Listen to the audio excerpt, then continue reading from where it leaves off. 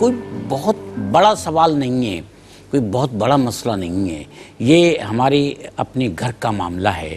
ہمارے اپنے لوگ پاکستان میں جو اس وقت معاشی طور پر پریشان ہیں، ہم چاہتے ہیں کہ آپ اور ہم مل کر ان کی اس پریشانی کو دور کریں۔ ایک طرف وہ لوگ ہیں کہ جن کے پاس اللہ تعالیٰ نے ابھی بھی اپنے وسائل کی وجہ سے ایک حوصلہ دیا ہوا ہے اور ان کے پاس اللہ کا دیا ہوا بہت کچھ ہے، اور ایک طرف وہ لوگ ہیں کہ جو بہت پریشان ہیں۔ جب معاملات اس طرح کے ہوں تو یاد رکھیے کہ جو بنیادی ضروریات ہیں، جو انسانیت کا تقاضا ہوتا ہے، وہ یہ ہے کہ لوگوں کو کم از کم کھانے پینے اور پہننے اوڑھنے کے لیے ضرور مہیا کر دیا جائے، اور وہ فرض ادا کرنے کے لیے اللہ تعالیٰ نے اگر مجھے، آپ کو یا ہم لوگوں کو وسائل عطا فرمائے ہیں تو ہمیں اسے پیچھے نہیں ہٹنا چاہیے۔ یہ ہمارا فرض ہے۔ یاد رکھیے اللہ نے دیا ہمیں اس لیے ہے۔ اللہ تعالیٰ اسباب بھی خود مہیا فرماتا ہے، اور اس کے بعد جو ہماری ضروریات ہیں ان کو بھی اللہ تعالیٰ ہی پیدا فرماتا ہے۔ یاد رکھیے کہ اگر ہم سانس لے کر زندہ ہیں، یہ ہماری ضرورت ہے، تو اللہ تعالیٰ نے ہمیں ہوا کی صورت میں، آکسیجن کی صورت میں پہلے یہ مہیا فرما دی ہے۔ اگر ہمیں بھوک لگتی ہے اور ہماری یہ بھوک جو ہے وہ غذا سے، کھانے سے جو ہے وہ پوری ہوتی ہے، تو اللہ تعالیٰ جو ہے روزانہ زمین سے اناج اگاتا ہے، روز اگاتا ہے۔ یاد رکھیے اللہ تعالیٰ روز یہ نیت میں تو ہماری فطور آ جاتا ہے، ہماری نیت میں کمی بیش پیدا ہوتی ہے۔ ہم سوچنے لگتے ہیں پتہ نہیں کل کیا ہوگا، لیکن مجھے بتائیے کہ کیا یہ جو زمین سے اناج نکلتا ہے اور زمین جو ہے خزانے اگلتی ہے، آسمان توانائی دیتا ہے، سورج چاند ستارے توانائی دیتے ہیں، کیا اس میں کبھی کمی آئی؟ اللہ تعالیٰ تو اگر میں برساتا ہے، بارش ہوتی ہے، تو وہ بھی ہمیں آپ کو فائدہ دے کے جاتی ہے۔ ہم انتظار کرتے ہیں ہمارے ڈیم بھر جائیں گے تو پانی کی قلت دور ہو جائے گی، ریگستانوں میں پانی ہوگا تو زمین جو ہے وہ سرسبز و شاداب ہو جائے گی، کئی فصلیں کھڑی ہوتی ہیں جن کو پانی چاہیے ہوتا ہے۔ تو اللہ تعالیٰ کے خزانوں میں کمی نہیں ہے، ہمیں سمجھنا ہے۔ نہ جانے کتنے خزانے زمین کے اندر موجود ہیں جنہیں آج تک ہم نے کھوجا ہی نہیں ہے۔ تو عرض یہ کرنا تھا کہ خزانوں میں کمی نہیں ہے، صرف ہماری نیت اچھی ہونی چاہیے۔ نیاز صاحب نے بھی فرمایا تھا اچھی نیت، ہماری نیت اچھی ہونی چاہیے۔ ہمارے پاس بہت کچھ ہے اللہ کا دیا ہوا، جو لوگ پریشان ہیں ان کی بنیادی ضرورت پوری کریں، کیونکہ اللہ نے دیا ہے، مہیا بھی اللہ تعالیٰ نے وسائل کیے ہیں، اور ضرورت بھی اللہ تعالیٰ کی طرف سے پیدا کی گئی ہے۔ اب صرف ہمارا کام ہے، ہم اللہ تعالیٰ کے نائب ہیں نا، خلیفہ، تو اب ہمارا کام ہے تخلیق۔ اللہ تعالیٰ فرماتا ہے تشکیل کا فریضہ ہمیں دیا ہے، تو آئیے تشکیل دیجئے ایک ایسے ماحول کو جس ماحول کا مفتی سعد خان صاحب تذکرہ کر رہے تھے۔ 7,000 روپیہ آپ ڈونیٹ کیجئے ایک فیملی کو راشن دینے کے لیے، 6، 7، 8 افراد پر مشتمل ایک فیملی کو ایک مہینے کا 7,000 میں ہم اپنے گھر کا راشن نہیں لاتے ہیں، لیکن بنیادی طور پر بنیادی ضرورت پوری، صرف پیٹ کی آگ کو بجھانے کے لیے آپ یہ تو ڈونیٹ کر سکتے ہیں نا، کیجئے، نیکی کا کام ہے۔ ہمارے ساتھ محمد فاروق مہروی صاحب تشریف فرمائیں، نعتیہ کلام آپ سے سننا ہے سر، ارشاد فرمائیے۔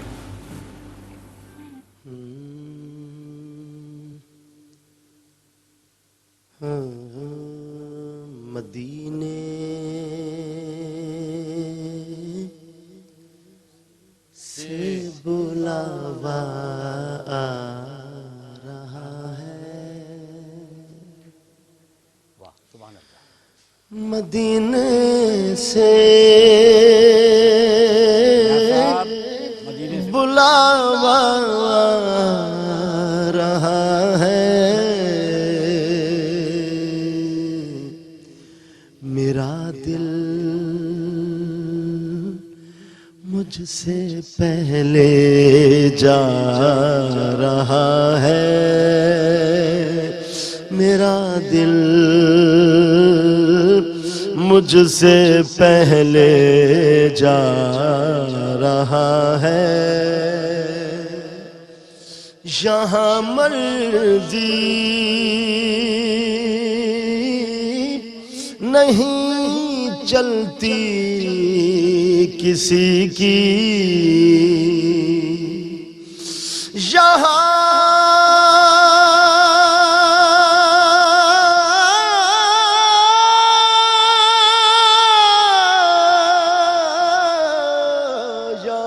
مرضی نہیں چلتی کسی کی مدینے والا ہی بلوا رہا ہے مدینے والا ہی بلوا رہا ہے میرا دل بھی میرا دل بھی تو اپنے ساتھ لے جا میرا دل بھی تو اپنے ساتھ لے جا اکیلا کیوں مدینے جا رہا ہے اکیلا کیوں مدینے جا رہا ہے عجب ہے سبز گنبد کے نظارے عجب ہے سبز گنبد کے نظارے نگاہوں کو خدا یاد آ رہا ہے نگاہوں کو خدا یاد آ رہا ہے نواسوں کا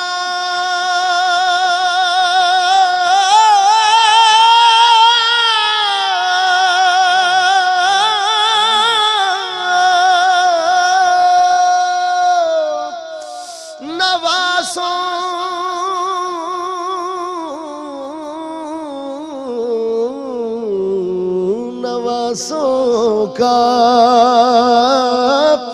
وہ صدقہ بانٹتے ہیں نواسوں کا وہ صدقہ بانٹتے ہیں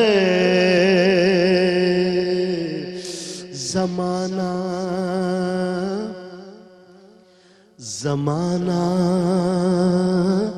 ان کا صدقہ کھا رہا ہے یہ چکی یہ چکی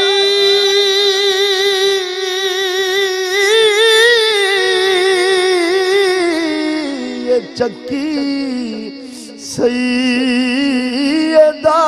کی چل رہی ہے یہ چکی سیدہ کی چل رہی ہے زمانہ جتنا لنگر کھا رہا ہے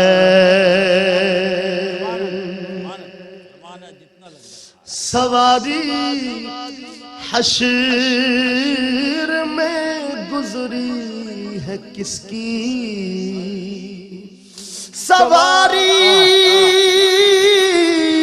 سواری حشر میں گزری ہے کس کی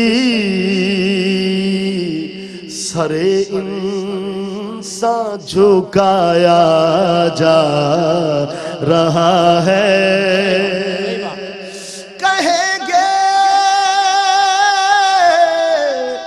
کہیں گے مصطفیٰ قدموں سے لگ جا کہیں گے مصطفیٰ قدموں سے لگ جا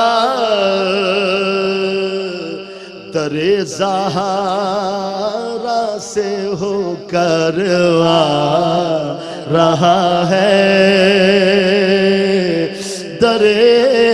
در زہرا سے ہو کر آ رہا ہے مدینے سے بلاوا آ رہا ہے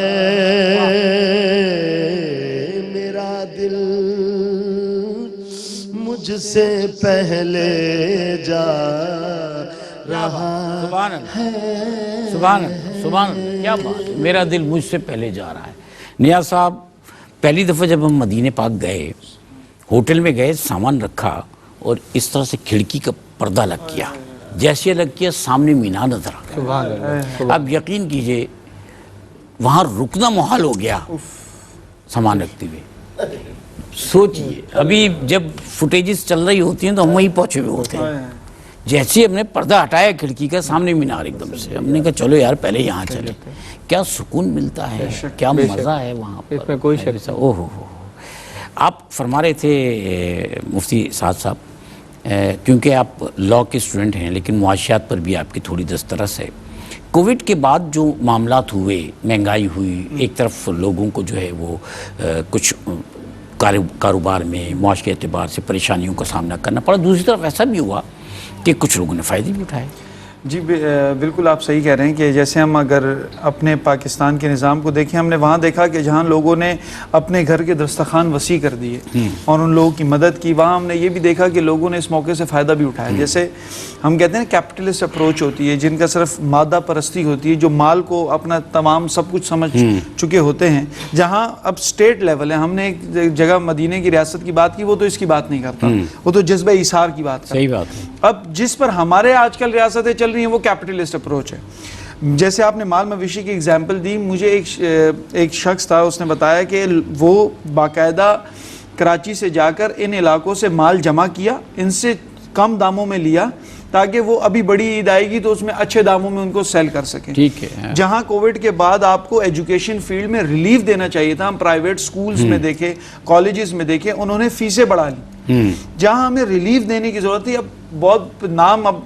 کوئی کہتے ہیں نا کہ صدائے بلبل بھی سنوں ہمتن گوش رہوں ہم نوا میں کوئی گل ہوں کہ خاموش رہوں جیسے آپ نے مری کے اندر دیکھا وہ تمام معاملات کے جہاں لوگوں کو ضرورت تھی وہ ریٹس اتنے بڑھا دیے کیونکہ کیپٹلسٹ اپروچ ہے ریٹس اتنے جہاں ان کی وجہ سے کتنی جانیں گئی تو ہم اصل میں یہ سوچ بھی تبدیل کرنے کی ضرورت ہے جہاں وہی میں اس کو لے کر چلوں گا اسلامک پرسپیکٹو میں اگر ان کے اوپر مجبوری آئی ہوئی ہے تو آپ کو یہ محسوس کرنا یہ مجبوری ان کی نہیں ہے میری ہے جیسے حضرت عمر فرماتے ہیں اگر کوئی کتا بھی پیاسا مر گیا تو سوال مجھ سے ہوگا بالکل ایسا ہی ہے تو ہمیں اپنے تئیں یہ ذمہ داری قبول کرنی چاہیے اگر وہاں سندھ میں پنجاب میں کہیں بھی کوئی ہماری ماں بھوکی بیٹھی ہے وہ بھوکی جیسے ایک حدیث اتنی خوبصورت ہے معنی خیز جب میں اس کے بارے میں سوچتا ہوں اللہ رب العزت ایک شخص سے فرمائے گا کہ میں بھوکا تھا تو نے مجھے کھانا نہیں کھلایا وہ شخص کہے گا اللہ رب العزت آپ تو بھوک پیاس ان تمام چیزوں سے پاک ہیں آپ کو کب کھانے کی حاجت پڑی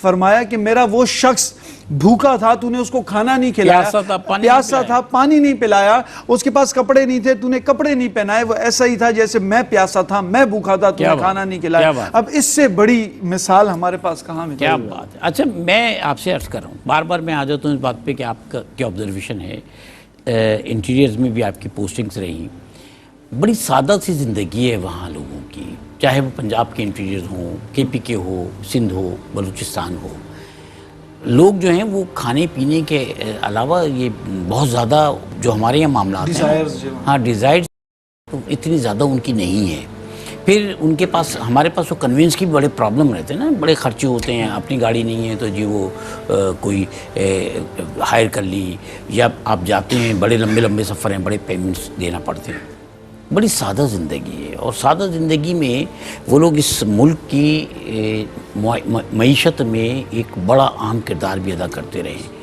آج کیا آپ سمجھتے ہیں کہ ان کی پریشانی کی وجہ سے ہم پریشان نہیں ہیں کیا ان کی پریشانی کی وجہ سے ہم پریشان ہیں ہم چاہتے ہیں کہ ان کی پریشانیاں نہیں وہ تو ایک الگ میٹر ہو گیا وہاں سیلاب آیا تو کیا یہاں مہنگائی نہیں آئی بالکل آئی اناج یہاں کم نہیں ہوا بالکل کم ہوا تو وہ اس کا کئی لوگوں نے فائدہ اٹھایا گندم ہمارے پاس وافر مقدار میں تھی لیکن جو ذخیرہ اندوز لوگ ہیں انہوں نے اس کی قیمتوں کو ڈبل کر دیا.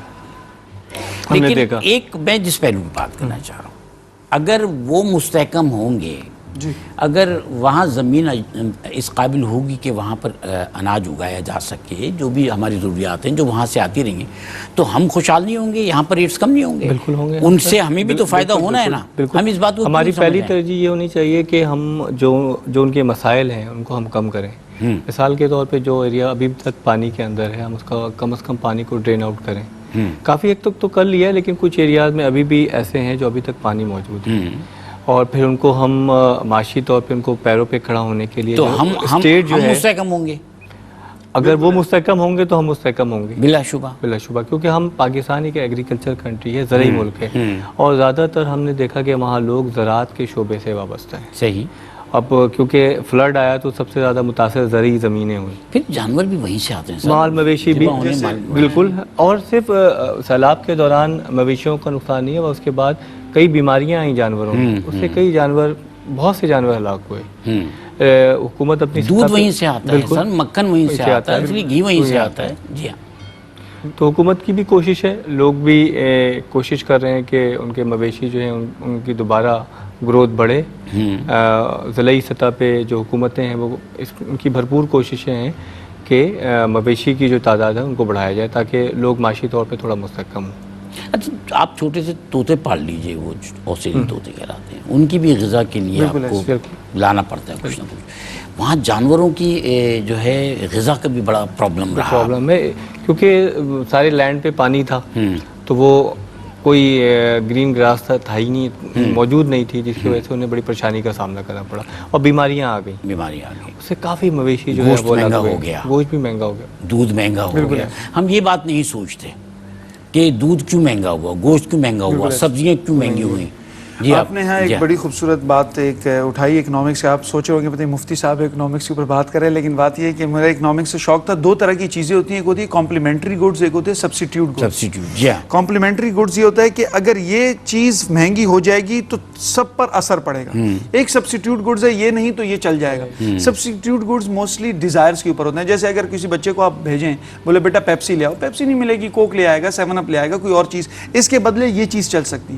لیکن جہاں ہم ان علاقوں کی بات کر رہے ہیں، ان ایریاز کی، یہ تو فطرت کے قریب بھی ہیں، ان سے جو بھی ہمیں سامان آتے وہ کمپلیمنٹری ہے. اگر آٹا مہنگا ہو جائے، اگر دودھ مہنگا ہو جائے، الٹیمیٹلی آپ جہاں جو بھی چیزیں ہماری اب ایسی کون سی پاکستان کے کھانے کی جس میں آٹا استعمال نہیں ہوتا، تو اس کے ساتھ تمام چیزیں مہنگی ہو جائیں گی. اگر ہمارے ہاں دودھ مہنگا ہو جائے، چائے مہنگی ہو جائے، ہر چیز، تو وہاں سے جو اصل میں آتا ہے نا، جو بھی چیز ہے وہ سارے کمپلیمنٹری گڈز ہیں، جس کی وجہ سے پورے پاکستان میں کوئی نہیں کہہ سکتا کہ یار وہاں اگر سیلاب بھی آ گیا، میں کراچی میں بیٹھا ہوں، مجھے کیا فرق پڑتا ہے. ایسا نہیں ہو سکتا. ایک تو آپ کے اسلامی طور پر، ایک معاشی طور پر بھی آپ دیکھیں، اگر وہاں فصل نہیں اگے گی اس کے تمام امپیکٹس آپ پر پڑیں گے، پھر آپ کو امپورٹ کرنا پڑے گا، جس کی وجہ سے مہنگائی کی سطح اوپر جائے گی. ہم واقعی یہ سمجھ رہے ہیں کہ اس سیلاب کے آنے سے ہم پر فرق نہیں پڑا، یہ سارا فرق جو ہے وہ انہی پہ پڑا جو متاثر ہوئے. لیکن اب یہ بتائیے کہ سندھ میں گیس اور پیٹرول کی کتنی فیلڈز ہیں؟ بے شمار ہیں. سانگڑ کے اندر ہے، بدین میں ہے، بدین میں کتنی آپ دیکھیں نا. تو ٹنڈو محمد خان میں، جی یہاں سے بدین میں خاص کے لیے آل فیلڈ میں ڈیلی ایک جہاز جاتا ہے. خیرپور میں بھی ایک ڈیلی جہاز جاتا ہے، خاص قریب سے واپس آتا ہے شام کو. کریو گور میں ڈیلی، صرف بدین کی بات کر رہا ہوں. تو اس وقت سندھ میں اتنی آئل اور گیس فیلڈز ہیں، وہ بھی افیکٹڈ ہوئیں. ہمارے یہاں پیٹرول مہنگا ہو رہا ہے، ہمارے یہاں سبزیاں مہنگی ہو گئیں، ہمارے یہاں جو ہے وہ دودھ مہنگا ہو گیا، ہمارے یہاں جانور مہنگے ہو گئے، یعنی گوشت مہنگا ہو گیا. ہم نے اس بات کو اس طرح نہیں لیا سیریس. ہم سمجھے کہ جی اس کی وجہ کوئی اور نہیں ہے، ہم پر کیوں اثر پڑ رہا ہے. ارے ہم پاکستان میں رہتے ہیں، اور پاکستان میں اگر ہمارا ایک بہت بڑا سیکٹر متاثر ہو گیا تو اس کا اثر ہر طرح سے پڑنا ہے. اس کا حل کیا ہے؟ پھر میں اسی بات کی طرف آ رہا ہوں. ایک طرف جو متاثر لوگ ہوئے ہیں تو کیا حل ہے کہ سب کو ریلیف ملے؟ ہاں، آپ نے بڑا اچھا سوال کیا کہ سارے لوگوں کو ریلیف مل جائے. ایک تو یہ کہ معاشی جو اقدامات ہیں جو حکومتی سطح پہ لیے جاتے ہیں، تو ایسے اقدامات حکومتی سطح پہ اٹھانے چاہیے جس سے عوام الناس کو زیادہ سے زیادہ فائدہ پہنچے. ٹھیک. حکومت کس طرح عوام الناس کو فائدہ پہنچاتی ہے کہ اس پہ سبسڈی دے دے. اگر کوئی ایسا آئٹم نہیں دے سکتے اس وقت، لیکن معاشی صورتحال ایسی ہاں، ہے نہیں دے سکتے. کہ اس میں یہ باؤنڈ ممکن ہیں، ہمیں باؤنڈ ہوتا ہوا ہیں، نظر نہیں آ باؤنڈ رہا ہیں. ہے. اور دوسری جو ہم دیکھتے ہیں آپ عوامی سطح پہ آتے ہیں. ہم جس مقصد کے تحت یہ پروگرام کر رہے ہیں وہ یہی ہے. عوامی سطح جی پہ اس ہاں. طرح کے جو لوگ صاحب حیثیت ہیں وہ اس میں اپنا کنٹریبیوشن ڈال جی. سکتے ہیں. ایسے لوگ جو مستحق ہیں ان کو وہ امداد دے سکتے ہیں. ہمارے سامنے مثال ہے خواجہ غریب نواز ویلفیئر ٹرسٹ کی جو اس میں اپنا حصہ ڈال رہا ہے اور غریب نادار مستحق لوگوں کی گاہے بگاہے ان کی مدد کر رہا ہے. ہم یہ سوچ کر مدد کر رہے ہیں ان کی کہ شاید ہماری مدد کرنے سے ان کو فائدہ ہوگا، ہمیں نہیں ہوگا. ہمیں ایک طرف تو یہ فائدہ ہوگا کہ ان کے رزق کی نسبت اللہ ہمیں رزق دے بالکل گا. اس میں کوئی شک نہیں. دوسرا فائدہ یہ ہے کہ جب وہ مستحکم ہوں گے اور وہ واپس آئیں گے اپنے کام میں، جو کچھ ہو رہا تھا پاؤں پہ کھڑے ہو جائیں گے، ہماری زراعت مستحکم ہوگی، ہمارے یہاں باقی سارے کام ہوں گے، تو پھر ہمارے پاس بھی دودھ سستا ہوگا، گوشت سستا ہوگا، جانور سستے ہوں گے، سبزیاں سستی ہوں گی.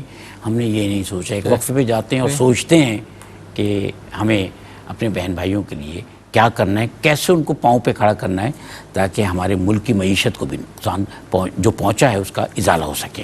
ہمارے ساتھ رہیے گا.